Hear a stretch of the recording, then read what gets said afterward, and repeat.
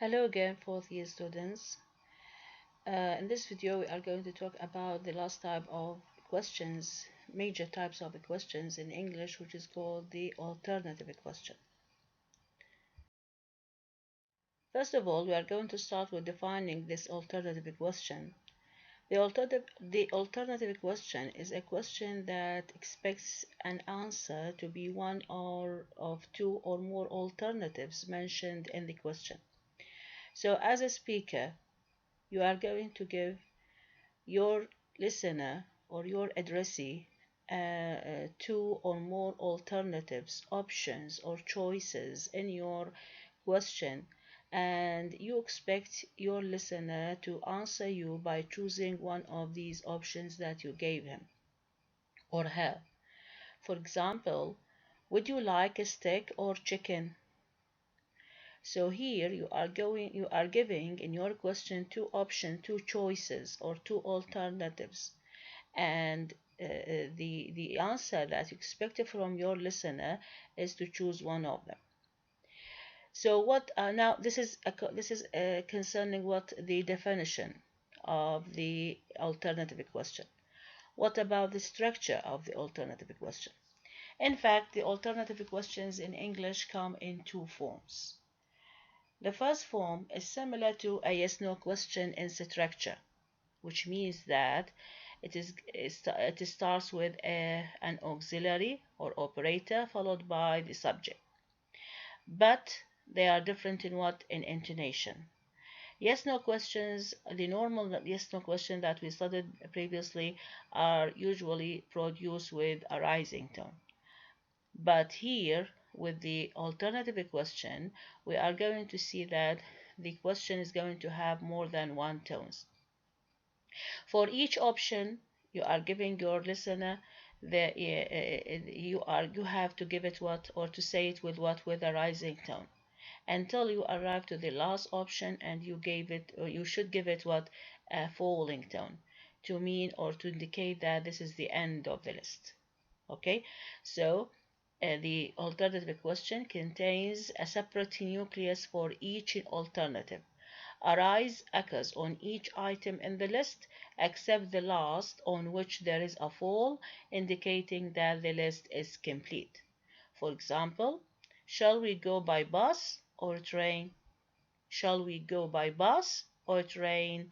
I'm giving here my listener two choices, two options, bus and train. When I produce the first option, I produce it with a rising tone, while the second option, which is the end of the list, I produce it with a falling tone. Okay? And the answer that I expect from my listener is to choose one of these options. The second type of alternative question is really a compound of two separate questions. A WH question followed by an elliptical alternative question. For example, which ice cream would you like? Chocolate, vanilla, or strawberry? You see here, this is a compound question. We have the question consists of two parts. Each part is ending with a question mark. The first part is a WH question. The second part, it is a question, but it is incomplete because there some elements of this question have been ellipted, omitted, deleted, and we have kept only what? Only the options, okay? Because here the elements that have been deleted, they were what? Repeated elements. We can also see them repeated from the first part of the question, so we have repeated them. Sorry, we have deleted them, and we have kept only the new things that we want to say in this question, which are the options. That's why you see here this question consists of two parts. The first part is a WH question, while the second part is a yes/no question, but it is not containing all the elements that we used to see in the yes/no question. The auxiliary, the subject, and the main verb, they have been deleted because we already said them in the WH question. So we deleted them in order not to repeat them, and we kept only the options because they are the new information that we want to say to the listener. So this question, which ice cream would you like? Chocolate, vanilla, or strawberry? Its original form was in this way. Which ice cream would you like? Would you like chocolate, vanilla, or strawberry? Okay. Um, there are two important notes that you have to pay attention to about the alternative questions. Number one says that any positive yes no question can be converted into an alternative question by adding or not. Okay, or a matching negative clause. For example, are you coming? This is a normal yes no question and it is positive. I can change it or change the type or the structure of this question to be an alternative question by adding things, by adding certain forms, certain structures to this question. Either we add or not, so the question becomes, are you coming or not? Okay, so this is what this when I added or not, I changed it from a simple yes no question whose answer is only by yes or no to an alternative question that contains options or alternatives. Or you can add a clause, a negative clause, because the first part is positive, so the second part has to be what? Negative. So the question becomes, are you coming or aren't you? So here aren't you is a negative clause that has been added to the positive yes no question, and in this way we make it an alternative question. Note number 2 says that the structure of the alternative yes no question, which is the first part, the first type of the alternative question, follows the pattern of clausal coordination. That is, two or more separate questions are collapsed together wherever convenient by ellipses. For example, did Italy or win the World Cup, or did Brazil win the World Cup? You see, it is a very long question. There are some elements that we put between brackets to say that these elements are in fact ellipted or have to be ellipted. Why? Because they are what repeated. They have been already mentioned in the first part of the question. So why should we repeat it? It is better to delete them and have a shorter form of the alternative question. So here the second did and the second win the World Cup because they have been already mentioned in the first part of the question. It is better to delete them. So what is left from the second part of the question, which is or Brazil, it is better to front them to the first part of the question before the predicate. So the question becomes, did Italy or Brazil win the World Cup? So as we said, ellipses happens because there has been some elements what they are that are repeated. But suppose that you are in this or in your alternative question, you are joining between two clauses, the interrogative clauses, which do not have repeated elements, do not share repeated elements. In this way, you should not, or you cannot make ellipses, or ellipses is not possible here. For example, is it raining or has it stopped? Is it raining? This is the first part of the question. Then or, and then has it stopped? Okay, so here you see that you have two questions and both of them they are what are different in structure, different in the words we are using, different in tenses. In this case the ellipsis is not possible, and we have to produce or say each part in its own without making any sort of deletion. So these were the main types of questions in English. We talked about these types in detail, and they were the yes/no questions, the tag questions, the WH questions. Then we talked about the alternative questions. Also, In English, you can find minor types of questions. Minor, they are minor because as you are going to see that they are not real questions. They have these only this structure, or they are similar to questions only in the structure, but in function they are produced to achieve something else. So we have two types of minor questions in English. The first type is called exclamatory question. So what is an exclamatory question? The exclamatory question is a question in form. You see, so it is only a question in form, in structure, but is functionally like an exclamation.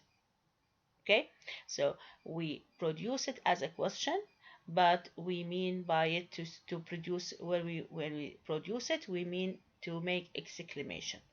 The most characteristic exclamatory question is a negative yes/no question with a final falling instead of a rising tone. So the most common type of the exclamatory question is a negative yes/no question. Okay, but the tone here is going to be different from the real yes or no question. We learned that the real yes no questions are usually produced with a rising tone, but the exclamatory questions are produced with a falling tone. Hasn't she grown? Wasn't it a marvelous concert? You see, I produced them with a falling tone, not with rising. And even at the end, as you see that when we write them, we do not put the question mark to say that this is not a real question. It is what? It is an exclamatory sentence, or the function of such a question is exclamatory. So these questions, in fact, invite the listener's agreement to something on which the speaker has strong feelings. So the speaker is because he is expressing exclamation or being surprised of something, so he has or she has strong feelings about it, whether he likes it or does not like it, and the speaker wants the listener to agree. Okay, so the meaning, contrary to appearance, is vigorously positive. So what the meaning that the speaker wants to say is actually positive, but he said, or he is using what? A negative yes no question.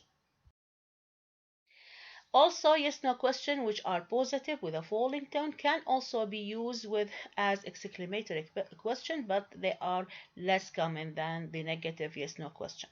Okay, actually they are considered as informal English, or they are used in informal English.